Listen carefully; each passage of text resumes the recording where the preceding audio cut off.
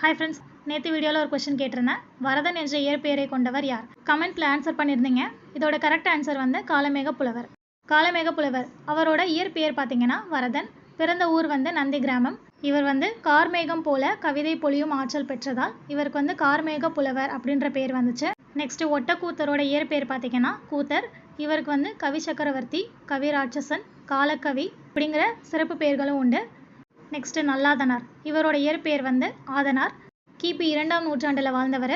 இவரோட படைப்பு பார்த்தீங்கன்னா திரிகடுகம். அப்புறம் குமரகுருபரர், இவரது காலம் வந்து 17ஆம் நூற்றாண்டு. இவர் இயற்றிய ஒரு சில நூல்கள் வந்து முத்துக்குமாரசாமி பிள்ளை தமிழ், கந்தர் கலிவெண்பா, மீனாட்சி அம்மை பிள்ளை தமிழ், மதுரை கலம்பகம், நீதிநெறி விளக்கம், காசி கலம்பகம். இவர் தான் காசியில் மடம் அமைத்து தமிழ் வளர்த்த முதல் புலவர் அப்படின்னு அழைக்கப்படுறாரு. சிற்றிலக்கிய வேந்தர்னு சொல்றாங்க. ஓகே ஃப்ரெண்ட்ஸ், இது உங்களுக்கான கொஸ்டின்.